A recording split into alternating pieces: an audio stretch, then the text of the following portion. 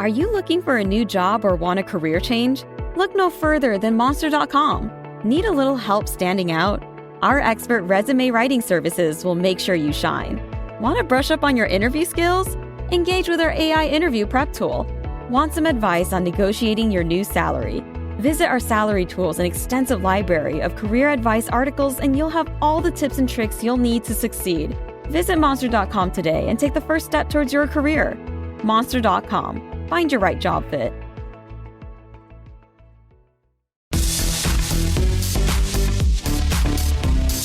Let's Talk with Heather Dubrow starts now. I am so excited for my guest today. He's so fabulous. Brian Kelly, he's the founder of The Points Guy, the leading voice in loyalty programs, points, miles, travel, and now author, and also a dad of now 2. His new book, How to Win at Travel, is out. You can get it anywhere you find your books. It's so, so good. Please welcome Brian Kelly. Thank you so much for having me. And you can actually add New York Times bestselling author. New York Times bestselling author. Is that so exciting? It has been so much fun. I've started The Points Guy 15 years ago, and it's just continued to grow and grow. And I've always wanted to do a book. And, as you know, life is always so busy, kids, career. So I'm so glad I finally put everything down to do I think it'll be my first book, because it's exhausting, but I had so much fun writing it. It's funny. People are always asking me about the work balance, family balance. I have to say, out of everyone I know, I feel like you have figured it out. I mean, when I watch you, and you just had your second son in December, and congratulations. And when I watch you schlepping Dean around the world. And sort of also, I want to say this unapologetically with nanny. Yeah. And because, there used to be, when my kids were younger, like a lot of shame around help, and there's not. You take your kids everywhere. So does that make it easier for you to be away when you actually have to be away? Talk me through that a little bit. It does. I mean, I love traveling with my son. And as long as I'm not going for if I go to a 1-day meeting in another city, I'm not schlepping him just to throw him off the schedule. But I was in Texas for the book tour for 3 nights. And he came to the Houston rodeo. And there's nothing better for me than just watching his mind get blown. He was taking it all in, and he's only 2.5 now, so he probably won't remember a lot of it. But I know to the core, him just being used, he can sleep in any crib, in any hotel. He is doing what I love and being able to bring the kids along, and yes, have help that is critical to doing it while it's fun. I never try to just be hey, I'm a single dad traveling, working, and bringing the kid. No, I've always had incredible help, and I don't think anyone should be judged for it. No, definitely not. But it is amazing. I have to say, and just so you know, because, my kids are older now. The youngest is 14. The oldest is 21. They remember nothing. I'm just going to tell you this now. Spoiler alert. They remember nothing. Terry didn't even pay attention to them until last year. And they still think he is the sun and the moon. I pull out photo albums to show them what I have done with them since they were born, lest they forget. But what I would say is this for people, and tell me how you feel about this, but for people who want to travel with their younger children, I'm going to tell you 2 things. Number 1, it's for you because you're the one that's going to remember this. And number 2, it puts them in a mode of being able to do these things, because you can't wake up when they're 12 and be like, hey, we're going to travel on a plane, or we're going to go to a hotel. When they have never done this before, it's a skill set that now they don't have. I totally agree. And actually in my book, I talk about when I was 12, my parents let me plan our first family trip. Which is insane to me, by the way. And I've talked to a lot of people who have read the book and say, wow, I don't necessarily recommend letting your 12-year-old plan the full trip, but I do think it's important for parents, whether you're teenagers, whatever, give them portions of the trip, allow them to take ownership, to do budgeting, to do research on the internet, and to come up with their own ideas. I think, a lot of families are oh, my kids don't want to travel with me. But I think a lot of times we don't let them in on the process at all. And not only will it make them more interested in the trip, I think a lot of these skills in budgeting, these life skills are smart to start imparting when kids are young, not when they graduate and go to college and they're traveling for the first time and making really potentially dangerous mistakes. I agree. And I think it's funny, like when my kids were younger, I did not include them and I probably should have. But now, they're at such interesting ages. It's better to pitch them things. Hey, we're going to do this. Would you like to do A or B? Like what sounds interesting? But when they are younger and maybe they don't understand what they want to do, I always tried, because with 4 kids with different genders and a bit of an age gap, it's hard to satisfy everyone. So I always made sure that there was at least one activity while we were there that was theirs. Yeah, I think that's smart. And I think that's why so many people go to, all-inclusives are making a huge comeback. They were never Oh my God, kill me. Seriously? I know, but seriously, and now higher end, like Hyatt has some high-end all-inclusives. I have not personally done them. I talked to a lot of family travelers, though, that like, I get why when you have, especially kids of all different ages, that you can just say, hey, you go off and do whatever.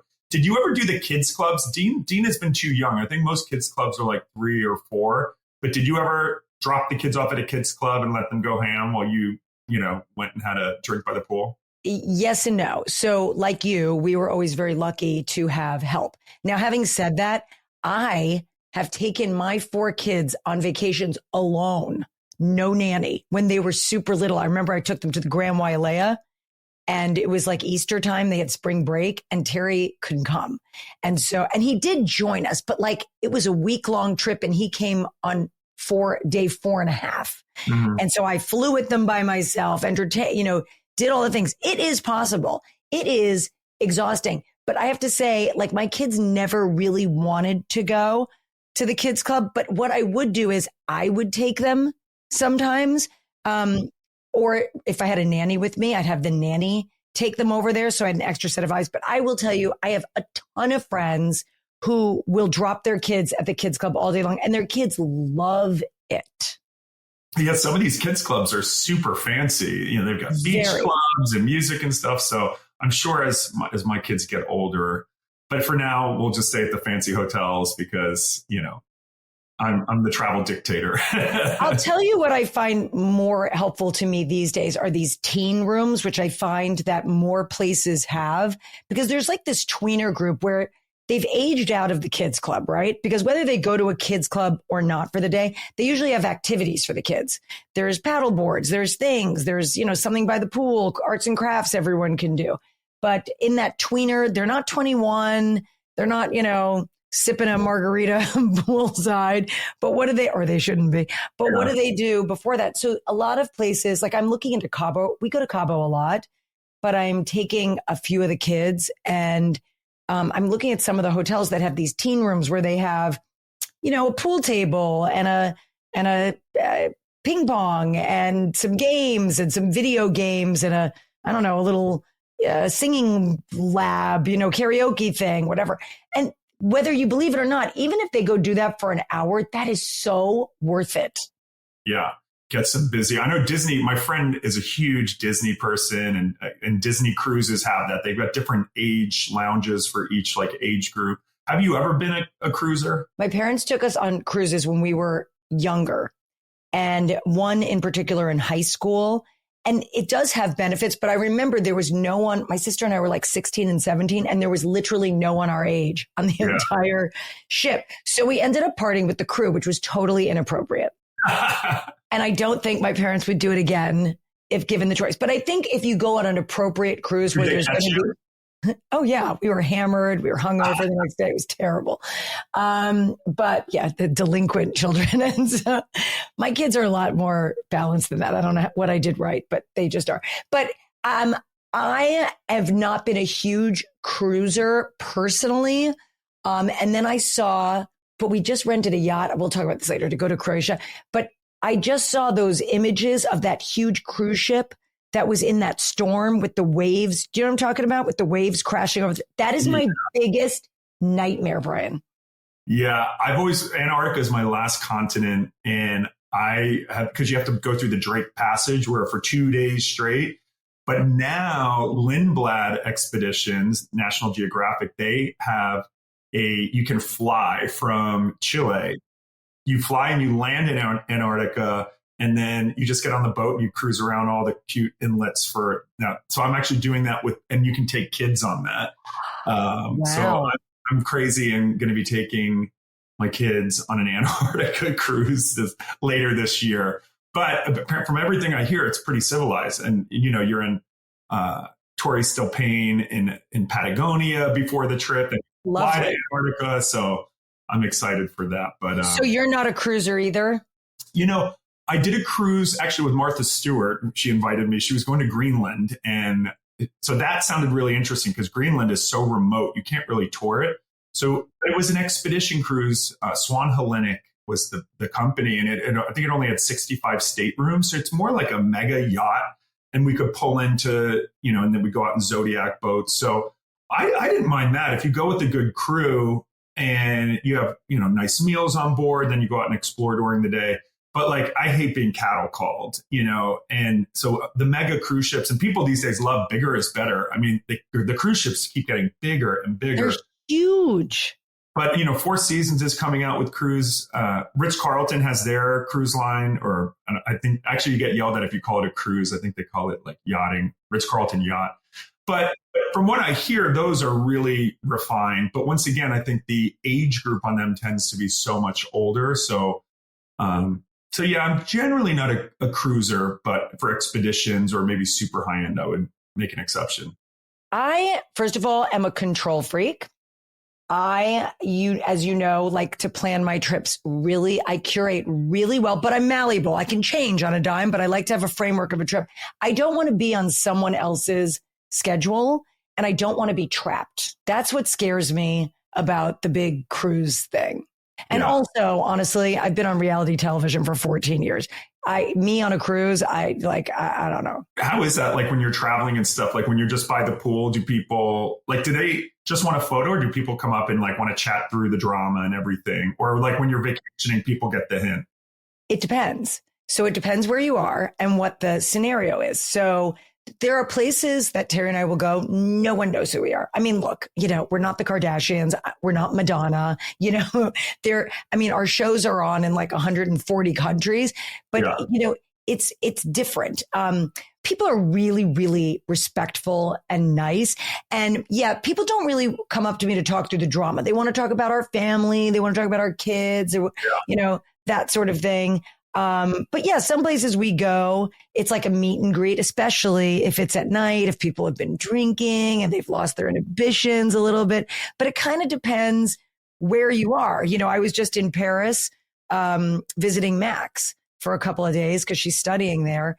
And, people are different in Europe. People are, lovely and respectful and, we'd be shopping. People would come up and say hi or whatever, but it's not a big deal. I find it's almost worse in the States when you go to anywhere outside of California. I could see that. Are you a snacky person? Specifically, are you a snacky bread person? Wish you could enjoy your favorite snacks without the guilt? Well, with Hero Bread, you can focus on your health goals and still indulge in the soft, fluffy experience you love guilt-free. Their baked goods are delicious and flavorful, but have ultra low net carbs, 0 grams of sugar, and are high in fiber. This bread is so tasty and the texture is so fluffy. Let's talk bagels. Hero's classic plain bagels has 4 grams of net carbs, 0 grams of sugar, and 19 grams of protein. Perfect if you love a breakfast sandwich. Maybe you love enchiladas or a buttery dinner roll. Hero has you covered there too. So whether you're trying to get more fiber in your diet, cutting down on sugar, or adding more protein, Hero Bread is here to save the day. Plus, Hero offers monthly small batch drops of indulgent favorites, like the popular 2-gram net carb Hero croissant, and new surprises coming each month this year. Right now, Hero Bread is offering 10% off your order. Go to hero.co and use code Let's Talk at checkout. That's Let's Talk at hero.co. For over 10 years, Thrive Cosmetics has celebrated the strength and beauty of women. I love Thrive Cosmetics. I mean, I kept seeing it all over my social media, started buying it, became obsessed, and now can't live without so many of their products. Thrive Cosmetics beauty products are certified 100% vegan and cruelty-free, made with skin-loving, clean ingredients, high-performance formulas, and uncompromising standards. For every product purchased, they donate funds and products to causes including LGBTQ+, domestic abuse, and under-resourced youth. So many amazing products. I don't even know which one I want to highlight, but I love their Liquid Lash Extensions mascara. It's incredible. It lasts all day without clumping. It doesn't smudge, doesn't flake, it doesn't transfer to your upper or lower lids. Plus, it removes so easy. It just slides right off with warm water and a washcloth. You don't even need soap. It's unbelievable. Celebrate the women in your life with Thrive Cosmetics luxury beauty that gives back. Right now, you can get an exclusive 20% off your first order at thrivecosmetics.com/Dubrow. That's Thrive Cosmetics, CAUSEMETICS.com/Dubrow for 20% off your first order. By the way, France, I know you fly Air France. I love La Première. It's like an older seat, but like the service and just getting picked up in Paris at the plane, no lines, like that. When people say like, what is first class these days? Like taking the shower on Emirates is nice, but I would prefer to just get that VIP pickup and zip through immigration. Okay, here's what I'm going to tell you about Air France. It's called La Première. And so my kids joke, we call it La because they can't pronounce it.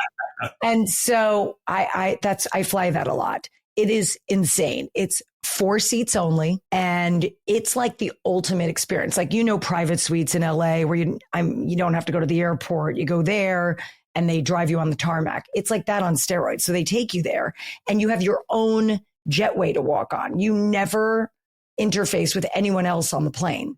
So you walk on the plane, there's 4 seats. And yeah, it's not like Emirates where or some of those Asian airlines where you have a room. But there's a divider and there's curtains and they literally make a bed for you with a mattress and the whole thing. The food is excellent. I never eat on airplanes, but I'm obsessed with French butter and they have caviar and bread from France and all the things. I will say this. They just told me, here's a scoop, that they are redoing the first class. In fact, they're announcing it very, very soon. Are they? I couldn't go to Paris this week, actually, to see it, but it's supposed to be stunning from what I hear. So it's good because a lot of airlines are getting rid of first class and just doing these nice business classes. But, I just like the first class experience. And anyone listening out there, never fly first class. And same for business class. Like if you're good in premium economy or economy and you don't care, just never start turning left on the airplane because it really even business class when you're like, wow, my legs don't have to be, because once you start getting a taste of the finer things, I know myself, it's like, it is a very expensive habit, even if you have points. I guess so. But I'm going to tell you with your kids. Oh, yeah. My son, I'm going to use Nicky as an example. He's traveled since he was very young with us and with school. They went to Europe when he was, I think, in 8th grade, flew coach for all, 11 hours, whatever it was. And even now he studied in Italy last semester. Flew coach, did the things, whatever. Yeah. And he's flown on La Première. He's flown private. He's done all those things. He is just as happy in coach. I think when you make it's all about the experience of traveling and getting to your destination. But yes, part of the fun for me is the travel experience. And I'm sure you feel this way too, because when you work a lot or you're a parent and it's part of the fun experience is for me to be on a plane for 10 hours, I love it. Yeah. To be able to relax, watch your movies. And it's fun. It really changes the game when you are leaving a vacation. You're not dreading the flight home. When you're like, oh, actually, you know what? Just like relax and kind of watch some movies. Wait, great point. If you're going to splurge on a higher cabin, definitely do it on the way home. Especially home from Europe, because those flights are like 2 hours longer because of the jet stream. Mm-hmm. It takes forever to come back to the U.S. But, in my book, I was researching you can bring infants and kids on there's no first class that bans it. But Air France and normally you have to pay 10% of your ticket price to bring a baby on your lap internationally. So if it's like a $2,000 ticket, it's $200. Air France is the only airline they don't want babies in first class. So they charge 90% of full fare first class, which is like 20 grand. So you actually have to spend $18,000 to bring your infant in first class. Needless to say, I don't think you will ever see an infant in first class. Well, let me tell you, on my, not the last trip, but the trip before, I was heading home from Paris and there was a gentleman. So we were opposite. So it goes window and then 2 in the center and then 1 window. And we were in opposite windows and he had his child and the nanny in the first row of business and they kept coming in and out. And I'm cool with it, whatever. But I think that's probably a no-no. I think they tried doing that on they actually came and asked me, do you mind? And I said, I don't care. Like, I'm a dad. But yeah, I think that's what a lot of people do. They'll try to bring it back and forth. But for anyone listening in general, you should put your baby on your ticket. Like if you're in business and your partner's in coach, like put your baby on the business ticket because you can bring them to economy, but it's much harder to bring economy to business class. But yeah, that first class, they told me that they're redoing them starting soon and that there's going to be, to give you an idea of space. I think right now, I tried to remember this. Right now you have 4 or 5 windows in the first class space and they're expanding it by 3, I think. Oh my God. I mean, it's kind of ridiculous how much space there is today. So I know it's nice, but you're so tall. I mean, you're a big guy. I mean, I'm 6'7" and I can lay out. I mean, they don't need to make it any longer. That's for sure. If I'm comfortable, the world will be comfortable. So, all right, I want to go back to the all-inclusives for a second, because I do think, I understand when people are going with large groups. It's spring break, you're in college, or it's a wedding, or, it's a family reunion and you don't want to have to split checks. I do understand the value of the all-inclusive. But I remember when I was a kid, my parents took us to Club Med St. Lucia, and it's a lot of buffet eating. Yeah. But then they showed this on the show. We went to beaches in Turks and Caicos with the family. And I have to say, I thought it was fantastic. Beaches is the one. Oh, no, it was Club Med, like the party one. I was in Turks and Caicos once and I walked by, was it Beaches or Club Med, where they had people like learn dances before they go to the resort? That's Club Med. That's Club Med. That's it. Yeah, Beaches. Oh, Beaches is like, and actually Sandals now is actually really nice as well. They're doing a whole brand overhaul and going, upscale. And they just had like an event in New York. I wasn't able to go, but yeah, I mean, I think people, especially when you look at the cost of food, like if you want to be able to control your budget on a trip, eating at a hotel. I mean, what hotel? I mean, the Peninsula, New York, I love, but I had a business meeting in my room there, and we got 3 Caesar salads and 3 Diet Cokes, and it was $270. Like, it was crazy. Now that's at like the extreme, but even at like mid-tier hotels, food is so expensive. So I can see why families are doing cruises and doing the all-inclusives, because you don't have to be stressed every night thinking about the insane prices that hotels these days charge for everything. Yeah. And I mean, obviously you travel a lot, you travel bougie, I travel bougie, but I mean, I will tell you, when my kids were little, when we didn't have what we have now, like we went to, lots of different kinds of places and went with other families and all the thing. And I just think traveling with families as young as you can is like just such a fantastic thing to do. Totally. Yeah. It's like an education in itself. Let me ask you this. I am seeing a ton of things right now about the ETIAS. So for people that don't understand, like, usually to travel to Europe, you just need your passport, right? So things have been getting weird over the last couple of years. Now you need a real ID to travel within the United States. Yeah. Well, has that gone into effect? The real ID keeps getting pushed, but you should, whenever you renew your license, there will be an option to get real ID. Just do it, because certain states. But so that's 2 separate issues. So real ID is an effort to just standardize ID practices across all 50 states, because some states have super flexible policies and that are easy to, counterfeit. So that's a real security issue. The issue you're talking about, ETIAS, basically. But wait a minute, just to finish the real ID, once they put it in effect, if you don't have, quote, real ID, which is this new kind of driver's license, then you have to bring a passport.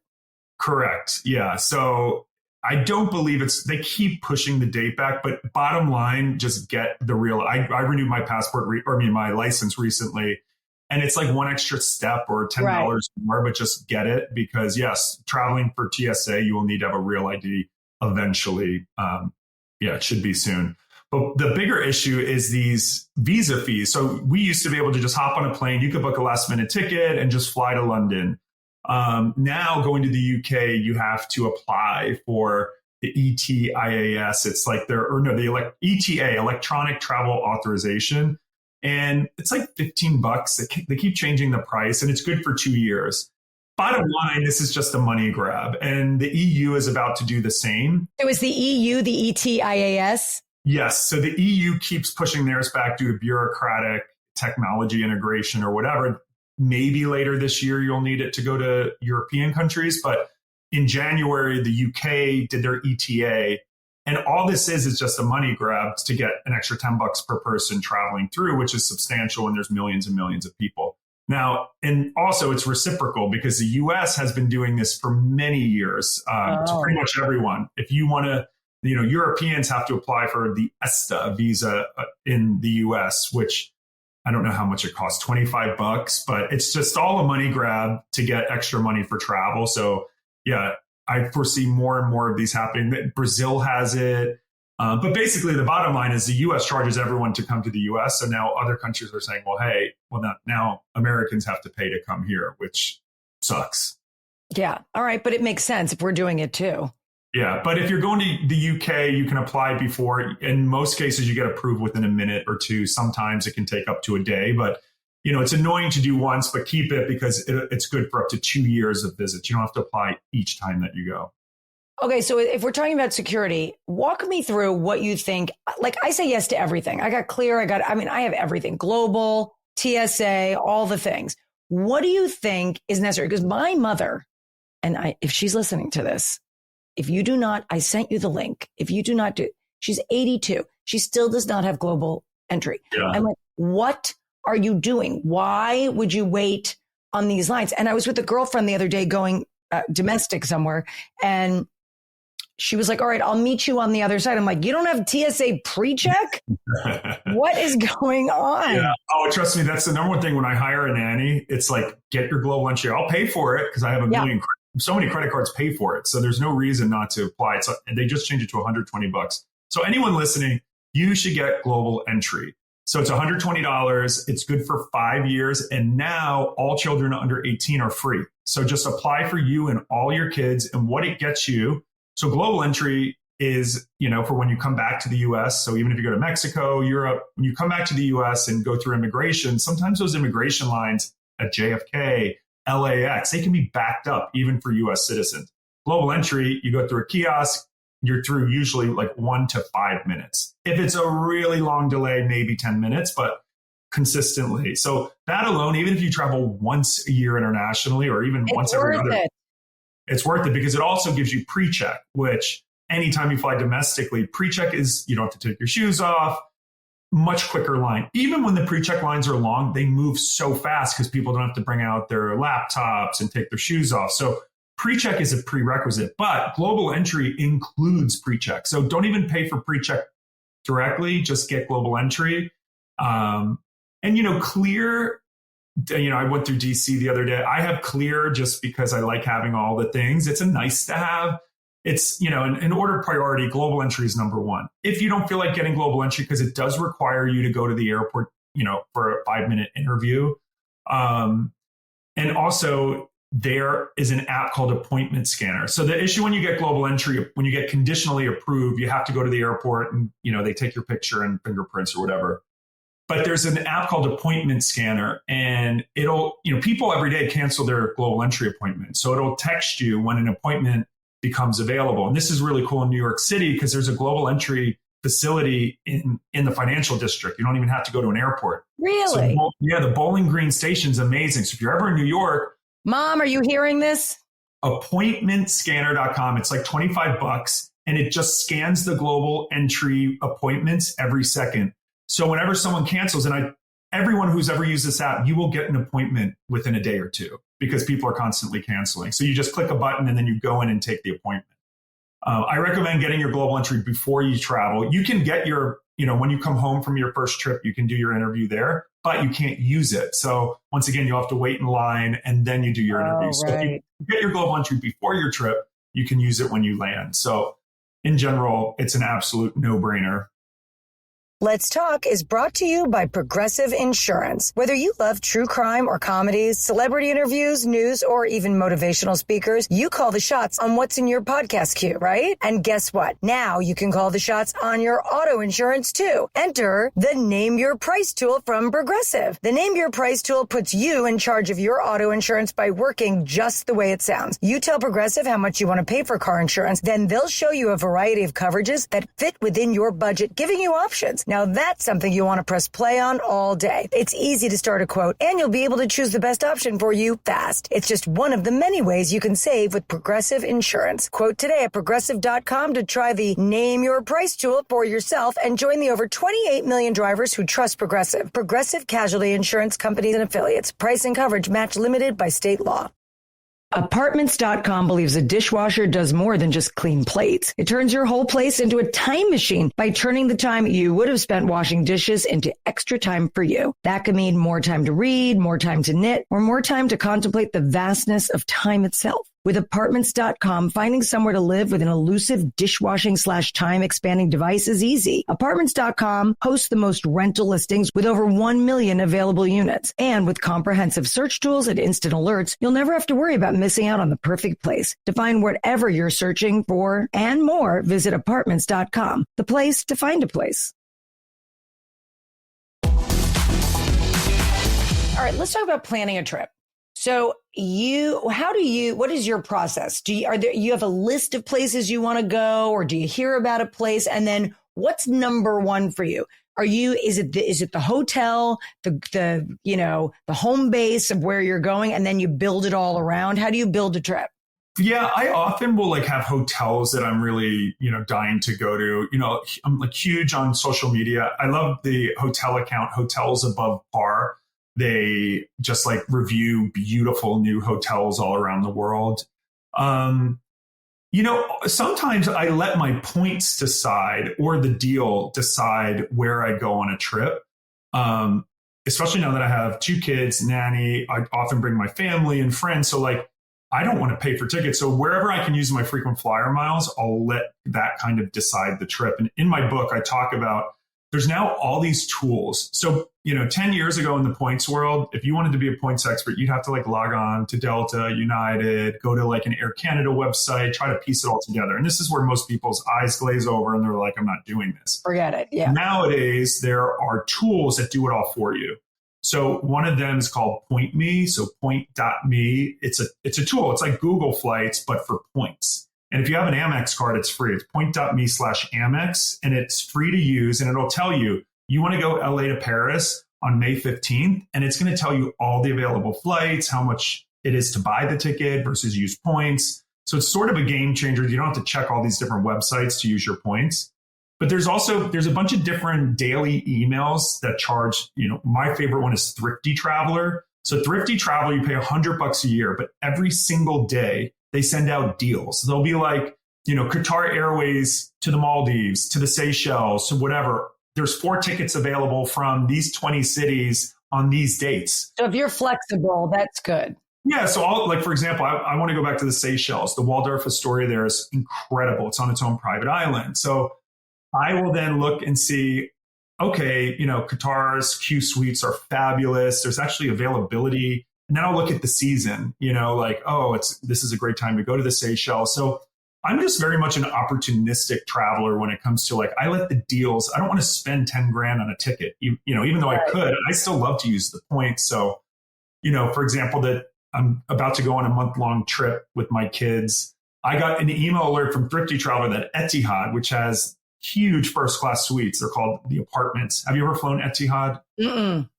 Fabulous. Out of New York, well, for now, they have the A380. And each of their apartments, it's a massive room.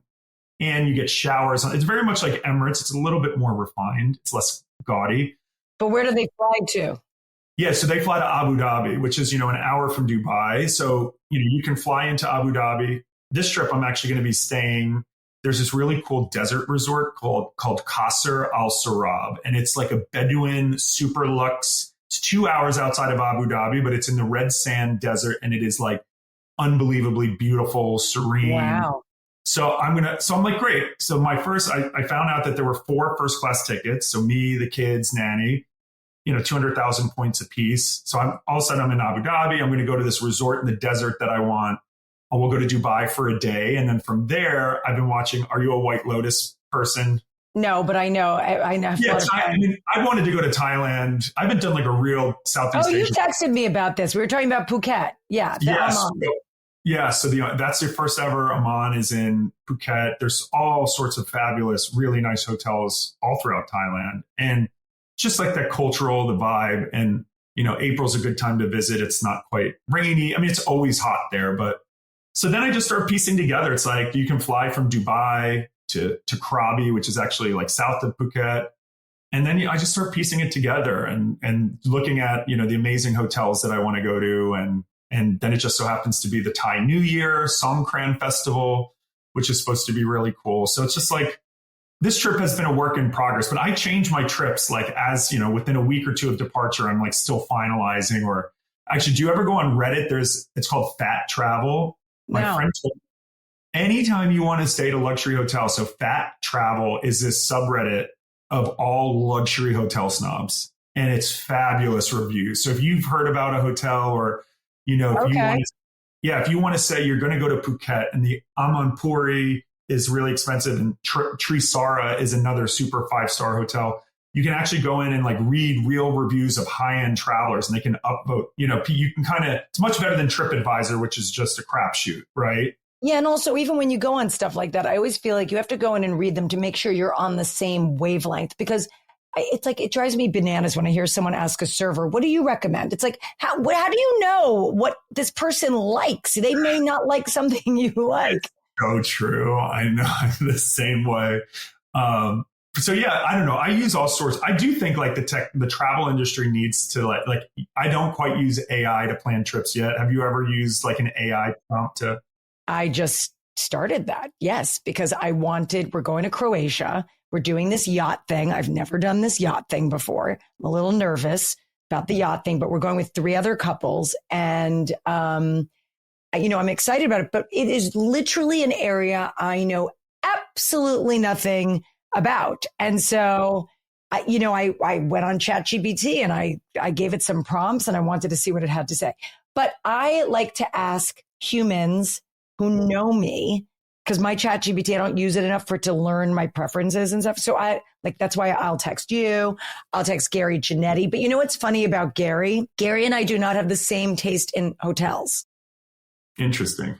He likes very old world, like grandma hotels. Like he would stay at the Irel, All right. So I don't. And in Paris, like he'll stay at the Crillon. I'll stay at the George Cinq. Yeah. We don't have the same hotel taste, but we do have the same restaurant taste. So like you have to know who you're asking. Yeah, totally. But you're going to love Croatia. The last time I was in Croatia was August of 2020. It was the only country that was allowing Americans in if you had a positive or a negative COVID test. So I went with my friends because it was a fraction of, we rented a goulette, which is like the Croatian boat. It was technically a yacht. I mean, they're not super, super fancy, but it was like 6 of us on this 6-bedroom boat. And we just went around to all the islands. And it is, a fraction of the price of Italy, beautiful water. There's some like less developed islands that are just like, you go to local, you just go to this tiny little seaside fish restaurants. But yeah, I loved it. We did Hvar. That's like the party island with the beach clubs and they have music festivals there and stuff. So I loved Croatia. I think Croatia, so many people are getting turned off by Italy with pricing. It's just so insane. Yeah, and it's crowded. We've spent a lot of time in Italy in the last couple of years, and my son was studying there last semester, so I feel like I've been to Italy a lot. I love Italy, but I'm more of a Francophile, to be honest with you. Like France speaks to me. Yeah. I love the south of France. I love Paris. I love it. There's never a bad time to go to France. That's for sure. I've never done Bordeaux. That's like high on my list. I have not been to Bordeaux. I've been to the Champagne region, to Rheims, which is amazing. I went once to the Pommery Coves. Yeah, that's so easy. It's like 1 hour train outside of Paris. It's so great. Oh my God, it's the best. All right, well, let's talk about points, since you did start off with this points guide. It's funny, when I was reading your book, I thought it was so funny that you were talking about when you were first working for, like, I think it was Morgan Stanley or something, and your boss bought a grill with points, and you were like, dumbass, like you're buying a grill with PhD in computer science, and he was like, I just did this great thing. I used 1 million AmEx points for like a $4,000 grill. And I'm like, oh my God, would you have rather gone to Paris 10 times in business class? Like, because it's confusing, but you make it not confusing. I mean, the one thing I do understand about my points, and I'm terrible, that's why I'll text you.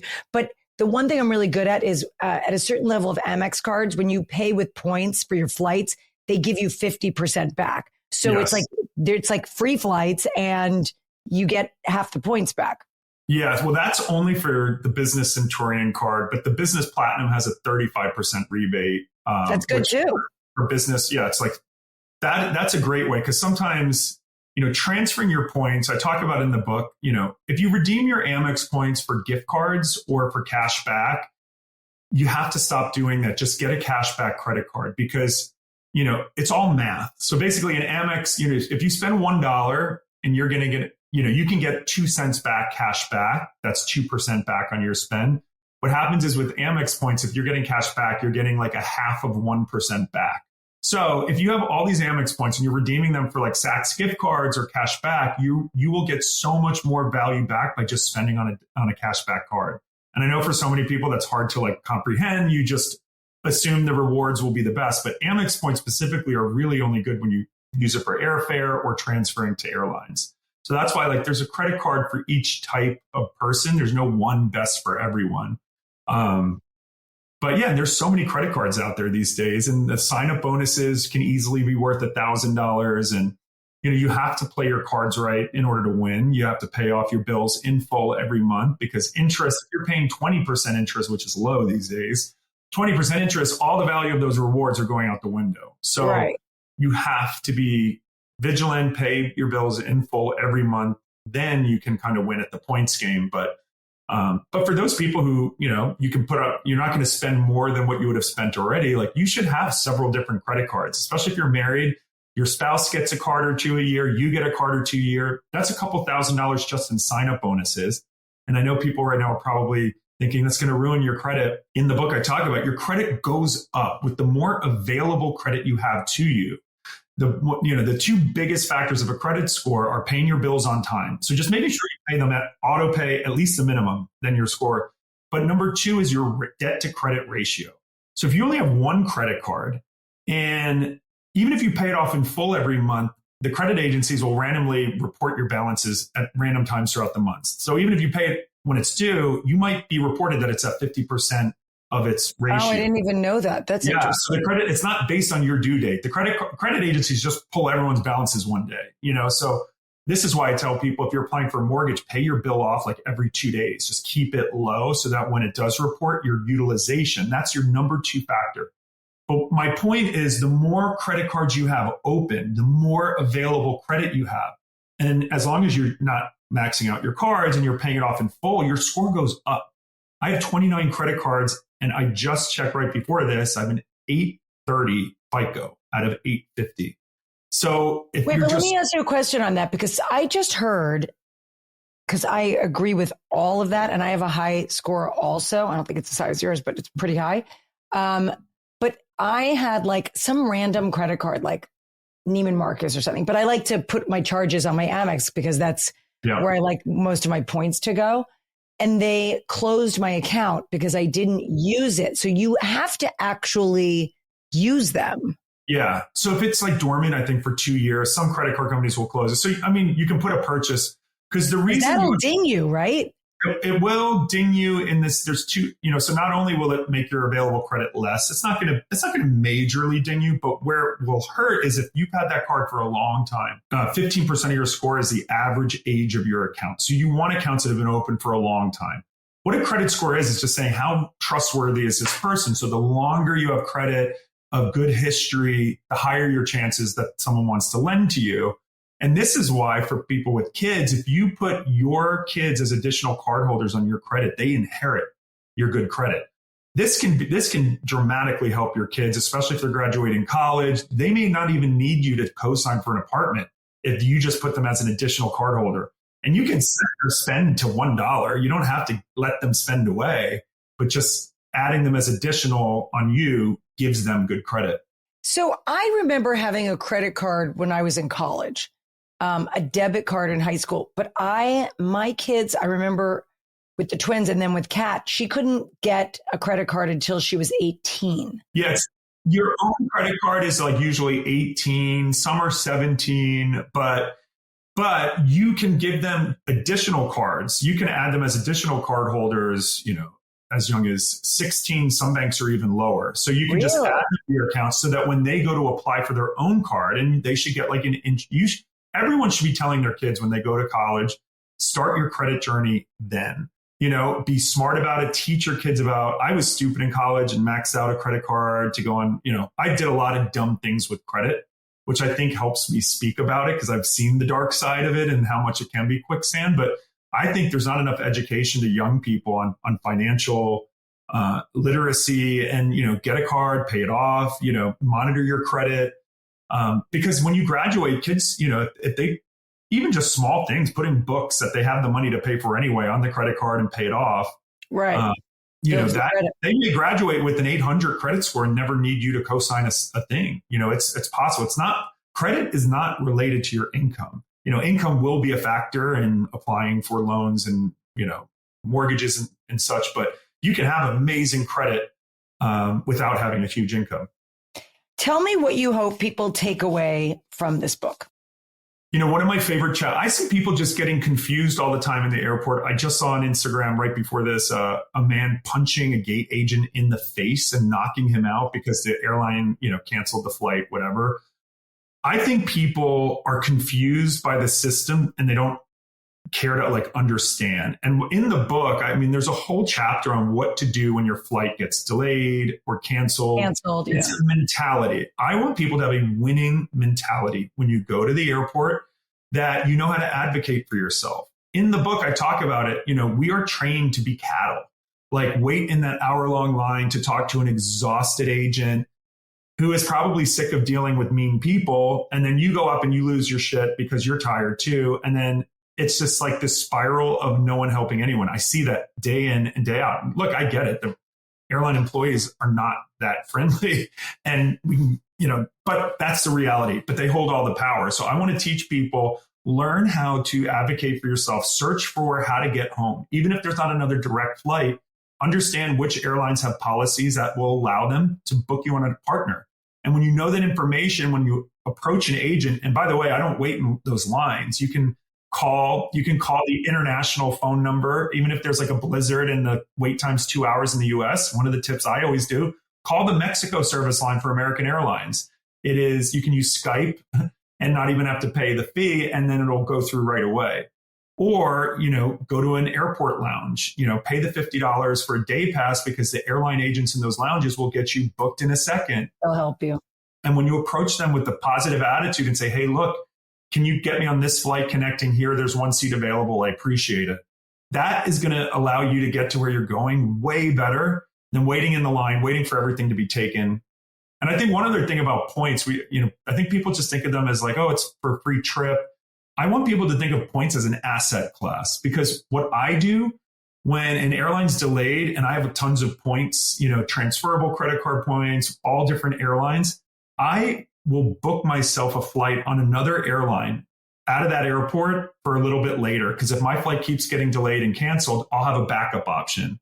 Because the government now has a rule that if the flight you're on is delayed 3 hours or more, you are owed a full refund. So I take matters into my own hands. If I'm traveling in Europe and I need to get home, family emergency, points are the best insurance policy you have. The airlines will gouge you if you try to do a last minute change on an international ticket, or if you try to buy, even coach, it can be $5,000. They gouge you. But at the same point, frequent flyer mile tickets last minute, there are so many ways to use them. So think of it as like, if I need to get somewhere, I'm going to burn these miles. Because guess what? Post-pandemic, every major airline, all the US airlines will let you cancel a points reservation until 1 minute before departure. Really? It has to be a full award ticket, not an upgrade. Not an upgrade. So like, say you're on a Delta flight, it's like delayed or canceled, and there's one United flight home like 2 hours later. You can book that United award ticket. And if Delta keeps delaying and you're like, I'm never going to get home, or if Delta goes out, you still have your United award, but the Delta flight actually leaves, you cancel that United ticket. You get all your miles back free of charge, no fees. Wow. This is like, so, if you have a wedding you need to go to, sometimes I'll even book a second award ticket on a different airline later, just as a backup policy. And then when I'm going and everything's fine, but this really helps if you're in Aspen and there's a snowstorm and airlines are canceling. Aspen's the best place to do that. Because it's always a crapshoot there. But using your miles, this is where I want people to have that aha moment of, okay, this miles thing isn't just about getting a free airline ticket. It's about like owning the travel experience and knowing how it works, knowing what your rights are, and then just like knowing how to ask for what you want. Because, points can open up the world, even for people who are on fixed budgets, who don't think that they'll ever be able to go on safari. Well, there's actually ways you could use your existing points to go for a fraction of the cost. Let me ask you about trip insurance, because we have vacillated on this throughout the years. I've bought it sometimes, and now I don't know. Like with flights, I always tend to get refundable flights. Yeah. Because for a fraction more, I'd rather just have the ability to move them, change them, something gets. But when it comes to hotels, tours, things, what are your thoughts on trip insurance? When does it make sense? Yeah. So number one, never buy it through an airline or a hotel or the tour operator or the cruise line. Never. Because their policies, half the time, they're not even insurance. It's called travel protection. And they're really expensive with terrible, terrible policies. You want to go to the website's called insuremytrip.com. And it's a marketplace where insurance companies go to compete for your business. And you'll put in your trip, how much you want to insure it for. In short, I always recommend travel insurance for international trips because your US health coverage will not cover you abroad. So God forbid something happens. Certain credit cards will cover, like Amex Platinum has global evacuation and stuff that you can. But a lot of times you need to book the whole trip using that credit card. And so often we're using different cards. So you don't want to find yourself in this coverage gap. Insure My Trip. I always use it when I'm doing a boat that's expensive, a villa, non-refundable hotel, a cruise. These insurance policies are so much better than what you'd get through the cruise or whatever. Even if you switch jobs or even if there's someone in your family who's sick. So many people, and I write this in the book, people will say, can you believe, United Airlines, I had to go to the hospital the night before my trip and they wouldn't refund me. That's the way it works. You agree when you purchase non-refundable tickets that even if you get sick, you're assuming the responsibility. All right. Even if there's the wildfires in Maui, people kept coming to me, can you believe this small hotel won't refund me? I'm like, no, because it's not their responsibility to ensure your loss. Like if the hotel's still open, but you don't want to go because of a natural disaster, that's a risk you should have insured yourself. You can't expect a small hotelier in Maui to insure your risk, or if your grandma gets sick. That sucks, but you have to take responsibility. And travel insurance, really good travel insurance, it's like 5% of the cost of the trip. It's like a rounding error, So I firmly believe if you've got like that big family trip and you have a sick family member and, you never know, I think you pay that 5%, you hope to never have to use it, but always get travel insurance. That money's gone, that money's gone. Yeah, it's really not that expensive. I think if people, and just make sure on Insure My Trip, and I'm not paid by them in any way, it's just this is the best marketplace to get it. It'll let you compare and contrast, and often the cheapest have the best coverage. So don't just assume the most expensive or the insurance company It's very easy to compare and contrast policies, and you'd be shocked. There's a lot that it covers. I was always very skeptical, like they're not going to pay out claims, but I've talked to a lot of people who have been saved, but usually just the big ticket trips. If it's like $1,000 or $2,000 trip, maybe, but like, especially if you got a family trip or the cruise, non-refundable, where you'll lose everything if you can't go, then I absolutely recommend travel insurance. Okay, other than your last continent, are there any more bucket list places? Yeah, I've actually never been to Machu Picchu. I'd like to go there. Yeah, there's the Belmont train that'll take you up, the super luxury, and Lima is a food capital. Amazing, amazing food. You haven't done the Orient Express yet? I haven't. I was supposed to. You're gonna be tight in there. I'm just telling you. Yeah, I know. That's why they actually invited me. They had like a LGBT train from Paris to Venice with also, but it was like a twin cot. We had a queen bed, but it's still tight, man. Yeah, there's some cool train experiences that I want to do. I'm a scuba diver, so there's some places in Philippines I've never been to. That's high on my list. I'm on Pulo there and some amazing islands to scuba dive. What are your thoughts on the LGBTQIA plus community traveling right now? So I'm an out gay man, and I get every time I fly Emirates or Etihad, or I'm going to Abu Dhabi with my family, and I believe everyone needs to make the best decision for themselves. Now, I also really encourage the community to educate themselves. Like, people are not being stoned to death in Dubai. In fact, I know many gay people who live very authentically in Dubai. You have to, adjust to cultural norms. Even straight people, making out on the street in Dubai will get you in trouble. So if you're respectful, many countries have anti-gay laws, unfortunately. I mean, some of my best travels have been throughout Africa, trekking with gorillas. Like, I just know, I do what's best for me. Now, I know trans people have a whole host of other issues, especially now that the government is taking away the non-binary, gender markers. So it is tough. But I will say, before you just judge and say, I'm not going to visit a country that doesn't have pristine LGBTQ rights, I went to Jamaica, which is one of the worst countries in the world for LGBTQ people. I mean, it is. Funny enough, I wanted to boycott Jamaica, and I talked to a lot of the community there, and they said, please don't do that, because the hotels are safe havens where so many of us work. And so much of the anti-gay hate is based around poverty and misinformation. And so it's like, by restricting the number one tourism, driver in Jamaica, they're like, you'd actually be hurting us the most. So I would just encourage everyone to, not just look at what a government law is, like talk to locals where possible, do research, talk to other people who have been, because I do think you're missing out on some of the most incredible places that may not have the best official stances. And, remind people the U.S. is no perfect angel, and we have plenty of people in our community getting hurt, kidnapped, murdered in this country. So I think you have to be smart and make your own personal call. But if you don't want to go to somewhere that has a negative law on the books, and that's your prerogative, don't necessarily judge others in the community who do go because they made a different personal assessment. Right. Okay. Fair enough. Well, I am thrilled for you.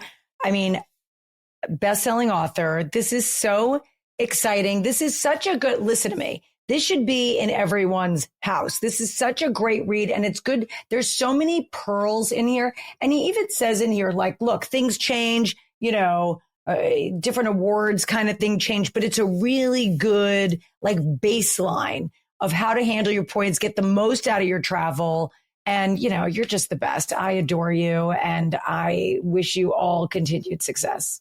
Thank you so much, Heather. And I'll just note for people too, if you have a fear of flying, there's a whole chapter on how to cope with that, as well as jet lag. So while points are, I think, the juiciest chapters, and I want people to understand like the economy of points so that they can live better lives, there's also tons of other information on budgeting and other topics. So thank you for having me on, Heather. Safe travels.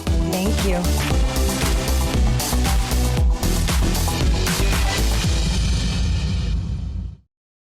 You just realized your business needed to hire someone? Like yesterday.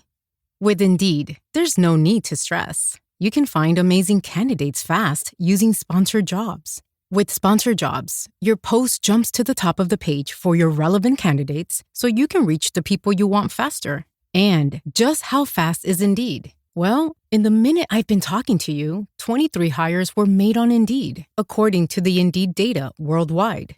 Seriously, there's no need to wait any longer. Speed up your hiring right now with Indeed, and listeners of this show will get a $75 sponsored job credit to get your jobs more visibility at Indeed.com/WonderyUS. Just go to Indeed.com/WonderyUS right now and support our show by saying you heard about Indeed on this podcast. Indeed.com/WonderyUS. Terms and conditions apply. Hiring? Indeed is all you need.